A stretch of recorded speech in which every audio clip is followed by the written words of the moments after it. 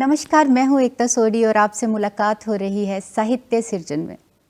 हमेशा की तरह आज भी हम बात करेंगे साहित्य की, और साहित्य के एक बहुत ही खूबसूरत रूप की, जिसे हम पोइट्री कहते हैं, शायरी कहते हैं। शायरी के यूँ तो बहुत से अलग अलग जॉनराज हैं, गज़ल है, नज़्म है, शायरी के बहुत सारे रूप हैं, लेकिन असली रूप शायरी का है लिखने वाले के एहसासों के साथ। तो एक ऐसी ही शख्सियत के साथ आपको आज रूबरू कराते हैं। आइए मुलाकात करते हैं। स्टूडियो में हमारे साथ मौजूद हैं अनीता पूनम जी।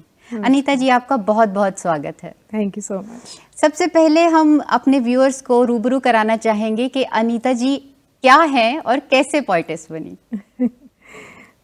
एक्चुअली एक इमोशनल टच हर इंसान का होता है, जो फीलिंग हर कोई आर्टिकुलेट नहीं कर पाता, तो वो एक पोएटिक हृदय जो बहुत ही संवेदनशील होता है, तो वो कुछ जब एक्सप्रेस नहीं कर पाता तो वो लिखने बैठ जाता है जी। तो स्पेशली मेरे साथ ऐसे ही हुआ कि मैं जब कुछ एक्सप्रेस नहीं कर पाती थी, कोई हैप्पी मोमेंट्स, सैड मोमेंट्स, तो मैंने उनको अपनी डायरियों में लिखना शुरू कर दिया। जी। पहले प्रोज के उसमें लिखती थी फॉर्म में, फिर वो धीरे धीरे कब राइमिंग होती चली गई, कुछ गज़लकारों को सुनती थी। उस वक्त मैंने 80s में लिखना स्टार्ट कर दिया था। तो उस वक्त कुछ गज़लें आया करती थी पंकज उदास की, तो वो सुनती थी। तो सुनते मेरे फादर जो थे, कभी छत पे बैठ के समर में अपने कुछ संगीत सुन लेना, कुछ रेडियो पे वो संगीत माला आया करती थी, वो सुनती थी। तो वो कुछ ऐसे लगा कि हाँ, ये मेरी ही मन की बातें हैं जैसे। तो फिर कुछ ज़रा सा परेशान होना, मैंने लिखने बैठ जाना। तो वो लिखते लिखते धीरे धीरे कुछ इतनी ज़्यादा कुछ कविता टाइप हो गई, कुछ गज़ल का मुझे ज़्यादा शौक पड़ गया। तो कभी मेरे फादर के ही कुछ फ्रेंड्स थे, वो भी कुछ लिखते थे, तो उन्होंने कहा कि बेटा आप आओ, हमारे एक कवि गोष्ठी टाइप होती थी उनकी वहाँ, मैं पटियाला से बिलोंग करती हूँ, तो वहाँ पे मैं जाया करती थी। तो उन्होंने बड़ी धीरे धीरे जब मेरा सुना कि आप लिख रहे हो, फिर मुझसे पूछते थे कहाँ से सीखा कहीं से नहीं था, बस ऐसे ही अपने आप से फीलिंग अंदर से आ जाती थी, तो मैं लिख देती थी। तो उन्होंने काफ़ी प्रेज़ करी। फिर वहाँ पे पंजाब लैंग्वेज डिपार्टमेंट था, तो वो कह रहे थे, वहाँ एक बार ऐड आई पेपर में कि आप किसी का कोई मैन्युस्क्रिप्ट है, कुछ बडिंग राइटर्स कुछ लिखते हैं, तो आप हमें अपना मैन्युस्क्रिप्ट भेजिए। वो सारा मैंने जो जो लिखा हुआ था वो कंपाइल करके मैंने वहाँ भेज दिया, और फॉर्चुनेटली वो हो गया, अप्रूव हो गया। हाँ, तो उन्होंने फिर मेरे को बल्कि जब सारा अप्रूवल हो गई तो 1500 की एक ग्रांट दी पब्लिश करवाने के लिए अपनी बुक। तो वो मेरे लिए एक फर्स्ट माइलस्टोन था मेरी लाइफ का। तो जी, पोइटेस के पीछे एक जर्नी रही है आपकी। देखा जाए तो आप एक लॉ एक्सपर्ट हैं। यस जी। तो हाउ कम एक कानून का क्या मेल और कैसे मेल हुआ पोइट्री के साथ? कानून और पोइट्री एक्चुअली शब्दों का खेल है। शब्द उसमें इस्तेमाल होते हैं कानूनी दस्तावेज़ों को लिखने के लिए, और यहाँ शब्द इस्तेमाल होते हैं अपने जज्बातों को व्यक्त करने के लिए। तो वो वहाँ पे भी लॉ में क्या था, कॉन्फ्लिक्ट है, ह्यूमन बिहेवियर है, और उसका रेजोल्यूशन है। तो इधर इंटरनल लाइफ में मेरे क्या था कि किसी कोई लव है, कोई दर्द है, कोई पेन है, लॉस है, फिर उसका सल्यूशन है। तो वो फिर माइंड में मैं, वो एक इंटरनल लाइफ है जो मेरी पोएटिक एक जर्नी है, और वो मेरी एक एक्सटर्नल लाइफ थी, जो वो भी पैशन था और ये भी पैशन था। वो बस वो दोनों साथ साथ चलते गए। आर्टिस्ट को मिल ही जाता है अंदर से एक इंस्पिरेशन। एग्जैक्टली। तो क्या इंस्पायर आपको फैमिली ने किया, या लॉ के जैसे आप कह रहे हैं कि वो मुझे सेम लगता है दोनों चीज़ें, क्या है आपकी इंस्पिरेशन? एक्चुअली बोथ वेज है। फैमिली भी मेरी बहुत ज़्यादा लिबरल थी, और उन्होंने जैसे उस वक्त में पहले थोड़ा सा लड़कियों को रखा जाता था, जो मैं आसपास देखती थी, थोड़ा सा उनकी अवहेलना करी जाती थी। बट हमारे फैमिली में ऐसा कोई भी एटमॉस्फेयर नहीं था। उन्होंने मुझे हर चीज़ में इनकरेज किया। कॉलेज लाइफ में भी थिएटर भी किया, को करिकुलर एक्टिविटीज़ करी, पोएट्री रिसाइटेशन, क्विज, एवरीथिंग जो भी करना चाहती थी मैं सब कुछ करती रही, क्योंकि हर जगह जहाँ पे भी मैंने जाना वहाँ पे प्राइज़ लेके आना। तो फिर पेरेंट्स बहुत खुश होते थे कि ठीक है आप जो भी करो। उनको पता था कि ऑनेस्टली अच्छा कर रही है। जी। तो इस वजह से बस लाइफ चलती गई अपना। फिर मैं जो मेरी फर्स्ट वो बुक पब्लिश हो गई, अल्फाज बोलते हैं करके, फिर मैंने उसका टाइटल रखा। वो बुक पब्लिश हो गई तो फिर मैं लॉ कर रही थी उस वक्त पंजाब यूनिवर्सिटी पटियाला में। तो वहाँ के वाइस चांसलर हैं, मैंने उनको बोला कि आप मेरी बुक को लॉन्च करो। तो फिर उन्होंने वो बुक कुछ दिन पढ़ी, पढ़ने के बाद ही एग्रीड कि हाँ मैं लॉन्च करूँगा। अपने सेनेट मेंबर्स को बुलाया, मेरे हिंदी लॉ डिपार्टमेंट के हेड ऑफ द डिपार्टमेंट थे डॉक्टर राजपाल, उन्होंने इस मेरी बुक का प्रीफेस लिखा अपने आप, सारा पढ़ने के बाद देखा। तो फिर उन्होंने एक सेनेट हॉल में मेरी बुक रिलीज़ करी, और बुक रिलीज़ करते हुए उन्होंने कुछ स्टेटमेंट दी थी, तो मुझे आज भी सुनती हूँ तो मुझे बड़ा अच्छा फील होता है। वो कह रहे थे, कहते मैंने इसकी सारी बुक्स पढ़ी उस वक्त, at that time I was in my teens. तो उन्होंने कहा कि मैंने सोचा था गज़ल उस्तादों का काम होता है, गज़ल लिखना एक उस्तादों का काम है, और इस बच्ची ने ऐसे कर दिखाया। तो वो बात सुन के मुझे बड़ा ही अच्छा लगा, कि इनकरेजमेंट मिली। तो फिर वो जर्नी मेरी लॉ के साथ साथ लीगल प्रोफेशन के साथ साथ चलती चली गई। It was my complete companion throughout. जी, तो आपकी इसी किताब में से हम चाहेंगे कि आप हमारे व्यूअर्स के लिए कुछ शब्द कहें। ये मैंने इसकी स्टार्टिंग में ही एक बात लिखी थी जो जस्ट 2 लाइनर है जी, कि साज दिल के यूं ही तो नहीं बजा करते, कि धड़कन की तारों पे मोहब्बत की उंगलियां छिला करती हैं। वाह। तो इसका मतलब ये था कि जब मैं लॉ में थी तो मेरे को मेरा लव पार्टनर भी मिला जिसको वो आज मेरे हस्बैंड है जी। तो उनके साथ भी कहते हैं ना, कोई भी सृजन होता है तो थोड़ा दर्द से होता है। तो थोड़ा जब आप ऐसे किसी रिलेशन में आते हो तो कभी सैड मोमेंट्स भी आते हैं, तो कभी हैप्पी भी होता है इंसान। तो फिर लेकिन मुझे लगता था कि नहीं, ये जो दिल की बातें हैं या ये जो आपकी एक लाइफ है वो इतनी आसान नहीं है। तो मैं सितार बजते हुए देखती थी तो मुझे लगता था कि हाँ, ये जो फिंगर्स हैं वो कटती हैं। तो इस चीज़ से मैंने इंस्पायर होकर लिखा कि ऐसे ही मोहब्बत या ये जो लाइफ है इतनी इजी नहीं है, उंगलियां छिला करती हैं तब कोई साज या सुर निकल के आता है जी। है ना। तो ये फिर मैंने इस चीज़ को लेके मैं आपकी किताब का टाइटल देख रही थी तो आपका एक तखल्लुस है शबनम। हाँ जी जी जी। तो ये कहाँ से इंस्पायर्ड है? एक्चुअली जब उस वक्त मैं बड़ी छोटी थी तो मुझे लगता था, मैं जब दूसरों को देखती थी तो कोई राइटर है तो उन्होंने अपने नाम के साथ एक तखल्लुस लगाया होता, तो मैं पूछा तखल्लुस भी मुझे वर्ड बाद में पता चला। पहले मैंने पूछा ये वर्ड अपने नाम के साथ ये क्या लगाया हुआ है, तो फिर वो एक थे राजेंद्र व्यथित करके, तो मैंने उनसे पूछा, वो कहते ये ऐसे ऐसे एक पेन नेम होता है। तो फिर मैंने भी सोचा अच्छा पेन नेम होता है, तो मुझे भी नेचर प्रकृति मुझे बड़ा अच्छा लगता था। फूल महक रहे हैं, मुझे ऐसे लगता था वो भी कुछ बोल रहे हैं, कुछ संगीत उनमें भी मुझे दिखता था। बारिश की बूंदों में कभी उदास हैं तो ऐसे लगता था ये आसमान रो रहा है, कभी खुश हैं तो ऐसे लगता था रिमझिम सावन बरस रहा है। तो फिर मैं ड्यू ड्रॉप्स देखे एक बार मैंने ना किसी अपने गार्डन में, तो वो मुझे बड़ा ही अट्रैक्ट किया। मुझे लगा शबनम ये बड़ी सॉफ्ट सी एक चीज़ है, तो वो मुझे अपने आप को मैंने उससे रिलेट करके फिर मैंने अपने नाम के साथ अनीता पूनम शबनम लिख लिया। Sometimes I use this name और समटाइम्स कोई फ्लो में नहीं भी आता, but often I use this pen name. आपकी पर्सनैलिटी को बहुत ज़्यादा सूट कर रहा है ये आपका पेन नेम। आई विश कि ये आप लिखें और लिखें। तो कुछ 120 गज़लें हैं इसमें। हाँ, या 130 करके शायद अल्फाज बोलते हैं। हाँ जी, यस। तो एक जो सबसे ज़्यादा आपको पसंद है वो गज़ल आप हमारे दर्शकों के लिए कहिए। एक्चुअली बड़े डिफरेंट फीलिंग्स हैं, जैसे कहते हैं ना, एक तरंगित होती रहती हैं हृदय में आपकी भावनाएं। तो फिर कभी नेचर से कनेक्ट करते हैं, कभी दुख आता है, कभी एक दर्द, एक आपकी इंट्रोस्पेक्शन, आप सेल्फ इंट्रोस्पेक्शन भी समटाइम्स करते हैं, चले जाते हैं। तो वो डिफरेंट जो थी वो सब्जेक्ट्स हैं वो मेरी पोइट्री का पार्ट बनते हैं। बट सबसे उसमें ज़्यादा इमोशनल पार्ट टच ही होता है ना। तो फिर मैं कुछ ये लिखा था, किस्मत की लकीरों से जन्मे हैं लाखों सवाल एक किताब बनकर, आना है सामने तुझे है दिल एक एक का जवाब बनकर। ये एक मेरी स्ट्रगलिंग लाइफ की वो थी कि मैंने कुछ करके दिखाना है लाइफ में, इसलिए ही मैंने लिखा था। है कर्ज जब तक जिंदगी का ना आएगी मौत यारो, आएगा कहकशां से तमाम खताओं का हिसाब बनकर। वाह। बांधने होंगे कांटे अनगिनत अपनी डालियों से, खिलना है ऐ साथी तुझको अगर गुलाब बनकर।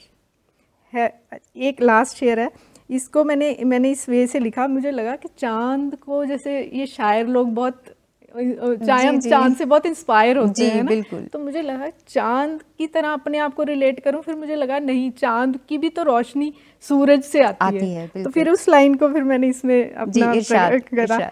है मांगी हुई रोशनी चांद की भी शबनम, है मांगी हुई रोशनी चांद की भी शबनम, चमकना है तुझको खुद आफताब बनकर। वाह वाह, thank you. That's really cute. Thanks. बहुत मज़ा आ रहा है ये सुनकर। अब ये जो आपकी फीलिंग्स हैं, जो इमोशंस हैं जिनको आप पेन डाउन करते हो, ये बहुत ज़्यादा आपकी ज़िंदगी से इन्फ्लुएंस्ड हैं या जो आपने ऑब्जर्व किया है सोसाइटी में उनसे ज़्यादा इन्फ्लुएंस होती हैं? यस, ये एक्चुअली दोनों तरह ही हैं। कुछ लाइफ के अपने एक्सपीरियंसेस भी होते हैं, जी। है ना। कोई एक जैसे एक नई ज़िंदगी भी जन्म लेती है, तो वो दर्द से के बाद ही सृजन होता है ना। जी। तो अपने एक्सपीरियंस भी हैं, नो डाउट। अपने दुख सुख के पल जो मैंने एक्सपीरियंस किए, उनको भी मैंने इसमें व्यक्त किया अपनी पोइट्री में। लेकिन जो ह्यूमन बिहेवियर है या ह्यूमन इमोशंस हैं, वो मेरे को लगता है तकरीबन सबकी सेम ही होती हैं, है ना। Sometimes somebody can articulate it and sometimes ये नहीं हो पाता किसी से। तो एक जो एक स्पंदित हृदय होता है कि सॉफ्ट सी चीज़, एक मटेरियल लाइफ में भी कुछ ना कुछ पोएटिक ढूंढ लेते हैं। तो इसलिए फिर मैंने उनका बिहेवियर देख के भी कुछ लोगों की वो कैसे रिएक्ट करते हैं उन चीज़ों पे, समटाइम्स कुछ सिचुएशंस पे, तो उनको लेके भी मैंने अपनी गज़ल में बहुत कुछ लिखा है। जी जी। तो जब आप लिखते हैं, जैसे एक जर्नी रही है, आप कह रहे हैं कि बचपन से ही जो चीज़ें फील करती थी उनको मैं पेन डाउन करती थी, ये अब जब आप इनको प्रोफेशनली लिख रहे हैं, आपकी बुक अभी एक ये पहले रिलीज़ हुई, अब एक और सोलो बुक आपकी रिलीज़ हुई है, तो आप क्या क्या फील करते हैं कि ये फ़्लो में जाता है या कुछ मुश्किलें भी आती हैं? देखो, जब जज्बात बहुत गहरे होते हैं समटाइम्स, तो उनको वर्ड्स में एक्सप्रेस कर पाना, समटाइम्स थोड़ा सा एक लाइन लिख दी, फिर उसके बाद लगता है उनको वर्ड्स देने समटाइम मुश्किल हो जाता है। तो कई बार किसी चीज़ को एक्सप्रेस करने में, लिखने में बहुत दिन भी लग जाते हैं, बट समटाइम्स कुछ ऐसा सैलाब आता है अंदर इमोशंस का, 1, 2, 3, 4 पेज भी भर जाते हैं इंस्टेंटली। जी। तो ये पता नहीं क्या एक इंटरनली कोई चीज़ है जो एक्सप्रेस मैं नहीं कर पाऊंगी वर्ड्स में, तो अपने आप ही अंदर से कुछ आता है, श्रृंखल होता है, जो छंकृत कर देता है सब अंदर के तारों को। जी। तो वो फिर पन्नों पे बिखर जाता है। कहते हैं ना, एक मैंने लिखा था, मैं आपको बताती हूँ, इसी उस पे जो आपने क्वेश्चन पूछा मेरे से। जी जी, इरशाद। जैसे महान कवि है एक पोएट रूमी, उसने कहा था कि wounds are the place from where the light comes। तो फिर वो लाइट, मेरे को लगता है कि हाँ, जख्म से है लाइट कैसे आएगी, पहले बंदा सोचने में पड़ जाता है। जी। तो वो लाइट क्या है, एक प्रेरणा है, इंस्पिरेशन, कहीं से कुछ आपको हीलिंग पावर मिलती है वर्ड से। तो फिर वो चीज़ मैं लिख देती हूँ। ये ज़िंदगी है जनाब, कहाँ से चले कहाँ ले आए, कुछ तय नहीं है, जो समझ में आ जाए ये वो शय नहीं है। कुछ ऐसे मैं क्या करती थी, जब जैसे पढ़ाई भी कर रही थी, स्टडी के टाइम पे मैं टीचर पढ़ा रहे हैं, मैं अपने ना कॉपी के पीछे कोई लाइन याद आ जानी, वो लिख देनी। है पेंस राइटर्स के साथ कि वो याद आया और नोट डाउन कर लिया। अदरवाइज वो gone, after some time it is gone, पता ही नहीं चलता क्या दिमाग में क्या चल रहा था। लहर आई। तो फिर इसका मैंने ये लिखा था कि मैं रहूं ना रहूं, मेरे हिस्से की कुछ यादें रख लेना। अक्सर लिख दिया करती थी कापियों के पिछले पन्नों पे, जज्बात कुछ आधे अधूरे, मिल जाएं कभी तो वो किताबें रख लेना। वाह वाह। तो हर चाहे कोई आर्टिस्ट हो या नॉन आर्टिस्ट हो, हर किसी का कुछ ना कोई सिंगर, कोई आर्टिस्ट फेवरेट होता है। क्या आपका भी कोई राइटर फेवरेट रहा है? जी, मुझे अब धीरे धीरे जब मैंने ग्रो किया, पहले तो इतना नहीं होता था, तो अब मुझे गुलजार की पोइट्री वो बहुत अच्छी लगती है। वो जी ईच एंड एवरी टाइम जब भी सुनो, हर टाइम पे रेलिवेंट है। साहिर लुधियानवी हो गए, गालिब हो गया, तो मैं इनसे बहुत इंस्पायर हुई। उस टाइप से ही फिर मेरा जो रिटन फॉर्म है वो उसी में चलता चला गया, फीलिंग्स मैंने उसी फॉर्म में एक्सप्रेस करी। जी। तो सिर्फ पोइट्री पे ही आप पेन डाउन करते हैं या कभी कभी प्रोज या फिक्शन या उन चीज़ों पे भी लिखने को? नहीं, फिक्शन मैं कुछ नहीं लिखती। प्रोज मैंने लिखा है, मैंने एक बल्कि मेरा एक नॉवल लिखा है मैंने 300 पेजेस का, वो मैन्युस्क्रिप्ट अभी रॉ फॉर्म में ऐसे ही पड़ी है। तो मैं देखूंगी आगे अगर लेट्स सी अगर हो सका तो उसको भी पब्लिश करवाऊंगी जी। तो वो भी मैंने एक विमेन की कहानी लिखी है, वो कैसे अपने लाइफ के अप्स एंड डाउन्स में इसको सारा कवर करके उसको से ओवरकम करके कैसे उसने अपनी लाइफ को सक्सेसफुल बनाया, तो ये उस पे उसकी कहानी है एक। जी, आपसे बातचीत करके ये महसूस हो रहा है कि आपको बहुत एक लिबरल और एक फ्रेंडली एनवायरनमेंट मिला। बैक इन 80s की आप बात कर रहे हो, जब आपने आसपास देखा, तो अभी आप जो कह रहे हैं आप एक नॉवल भी जो पेन डाउन कर चुके हैं वो भी एक वुमेन के स्ट्रगल के ऊपर ही है। तो मैं चाहूँगी कि आपका कोई फेवरेट ऐसा ही वुमेन के ऊपर अगर आपने कुछ लिखा है तो वो एक्चुअली वो ना, मैं अपने कॉलेज में थी जब, तो घर पे एक हमारे फादर के फ्रेंड थे, वो अंकल आए, तो उन्होंने एक दिन, हमने ऐसे थोड़ा उदास से आए, मैंने पूछा नमस्ते वगैरह करके, मैं अंकल क्या बात बड़ा उदास से लग रहे हो? कुछ नहीं, उन्होंने वो पापा से बात कर रहे थे, कहते उनके हुआ बेटी हुई है। तो मेरे को बड़ा लगा कि फिर हमें, क्योंकि घर पे कभी ऐसी खबर आती थी तो कोई मिठाई लेके आता था या कुछ होता, तो हमने कहा अंकल को मिठाई तो खिलाया ही नहीं, तो कहते गुड़िया हुई है, गुड्डा होता तो जरूर खिलाते।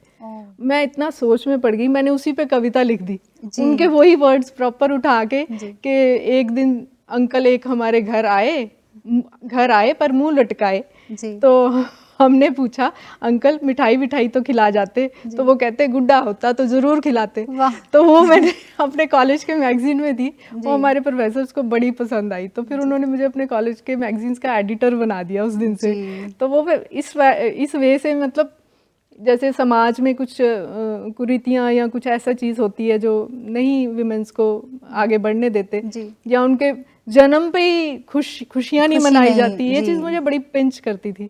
तो फिर ये नॉवल मैंने पूरा अपने दिल खोल के उसमें बहुत कुछ एक्सप्रेस किया। बाकी पोएम तो वो मेरे मैगजीन्स कहीं पड़े हैं यादों के संदूक में। जी। तो अभी जो अब प्रेजेंट सिनारियो में फैमिली का कितना सपोर्ट है, सिंस अब आप तो प्रोफेशनल राइटिंग में हैं, तो बहुत सारा समय चाहिए है इस चीज़ के लिए। बिल्कुल। अब एक्चुअली फैमिली का बिल्कुल सपोर्ट हर तरह से है, क्योंकि अब एक्चुअली मैं कुछ फ्री भी हो गई हूँ, बच्चे बड़े हो गए हैं, तो वो अपने लाइफ में बिजी हैं, तो मैं बल्कि खुद को कभी अकेला महसूस करती थी, बट फिर मैंने उसी अकेलेपन को एक क्रिएटिविटी में जोड़ दिया कि ये नहीं कि आप डिप्रेस्ड हो जाओ, तो उसमें से ही कुछ सृजन कर लो। तो फिर मैंने इसी चीज़ को अपना टाइम डिवोट करना स्टार्ट किया धीरे धीरे। फिर आजकल की टेक्नोलॉजी के हिसाब से मैंने कुछ प्लेटफॉर्म्स देखे जहाँ फिर मैं अपनी ये राइटअप्स भेजने लगी, तो वहाँ से मुझे इनकरेजमेंट आने लगी। तो मुझे इसी, जो मेरी फर्स्ट बुक है, इसी के लिए मैंने ये बुक कहीं नॉमिनेट करने के लिए भेजी, तो उन्होंने इसमें इंटरनेशनल एक्सीलेंस अवार्ड मेरे को दिया। तो वो फिर मेरे को उससे एक इंस्पिरेशन मिलती चली गई, और आजकल फिर मैं इसी काम में लगी हुई हूँ। प्राइवेट प्रैक्टिस भी कर रही हूँ, बट उसमें थोड़ा सा अब मेरा ऐसे लगता है कि लॉ की बुक्स बहुत पढ़ ली, अब ह्यूमन माइंड्स को ज़्यादा पढ़ के और उसको एक्सप्रेस करना, बहुत इसी में लगी हुई हूँ मैं। जी। ये हम सोशल मीडिया और प्रेजेंट जनरेशन की बात कर रहे हैं, तो अनीता जी आपको क्या लगता है कि जैसे book reading, specially poetry reading का चलन अब बहुत कम देखा जा रहा है। अभी वो चलते हैं जो स्टेटसेस होते हैं किसी एक ऐप पे, वो वाली पोइट्री चलती है। तो अब सोशल मीडिया से कितना फ़र्क पड़ा है ऑडियंस जो थी बुक रीडिंग की, पोइट्री रीडिंग की? आपको क्या महसूस होता है कि कितने ऑडियंस आपकी हैं और कैसे, क्या लोग आज भी पढ़ते हैं?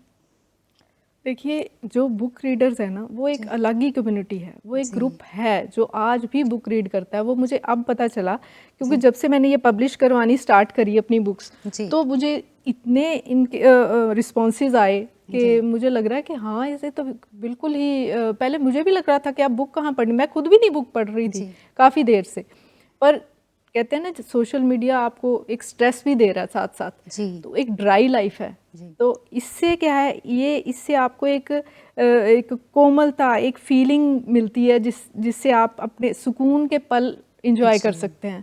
वो कुछ लोग हैं जो एक नई बुक की खुशबू जब हम खोलते हैं ना, तो वो जो सौंधी सी खुशबू आती है वो मोबाइल्स में नहीं आ सकती, नहीं मिल सकती।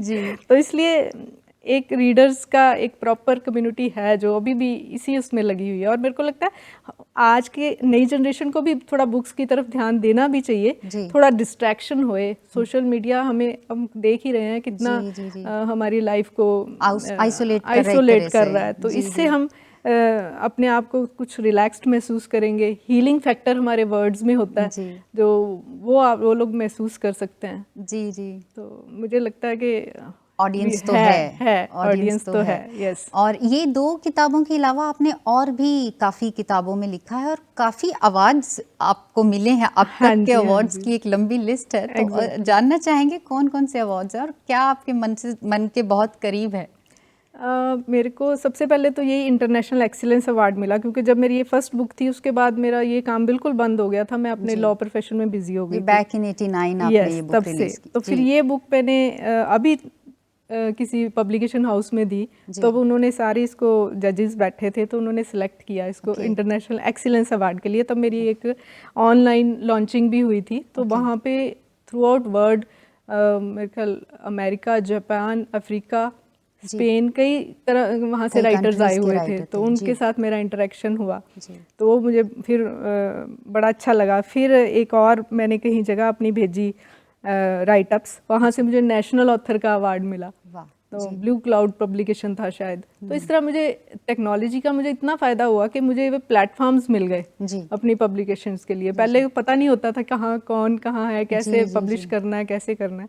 तो इस चीज़ का मुझे फ़ायदा बहुत हुआ। जी। तो फिर एक नेशनल बुक थी वी लिमिटलेस, वहाँ पे भी मेरी पब्लिशिंग हुई है कुछ राइट अप्स। तो वो फिर बुक फेयर लगा था पीछे अभी फरवरी 25 में, okay. National book fair Delhi, जी।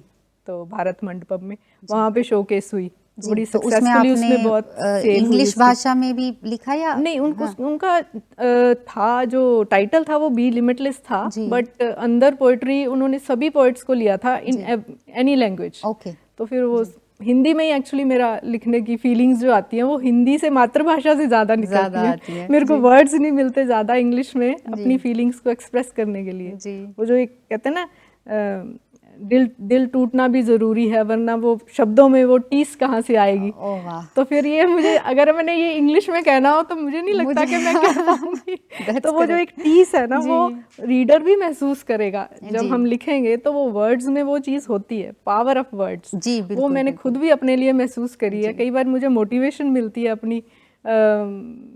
अपनी ही राइटिंग से। जी। तो मैं लिख के कभी भूल जाती हूँ, फिर लगता है अच्छा ये मैंने लिखा था। जी। तो ऐसा भी कभी समटाइम्स होता है। जी। पर मोटिवेशन वो ये है, कि जब हीलिंग हम है। कितने मर्जी हम अपनी एजुकेशन या उस चीज में किसी और भाषा में हम पढ़ रहे हो कर रहे हो, लेकिन जब गुस्सा आएगा, खुशी तो आएगी, हिंदी में तो बोलेंगे। अपनी फीलिंग्स उसी भाषा में ही बोली अच्छे से एक्सप्रेस हो Exactly. पाती है। तो फिर जो भी वो लहर उठती है ना, तो वो उसमें हिंदी में ही मेरे को करने में बहुत मजा आता जी, है, बहुत अपनी खूब। भाषा में। तो अभी इसके बाद अब फ्यूचर क्या प्लान्स हैं, क्या लिख रही हैं आजकल? देखो ज़्यादा तो मैं पोएट्री ही लिखती हूँ, जी। वो निकलती ही वही है अंदर जी। से। तो बाकी मैं वो जो मेरा एक मैन्युस्क्रिप्ट पढ़ा है नॉवल, उसको भी सोच रही हूँ कुछ प्लेटफॉर्म मिले तो मैं उसको भी करवाऊँगी पब्लिश।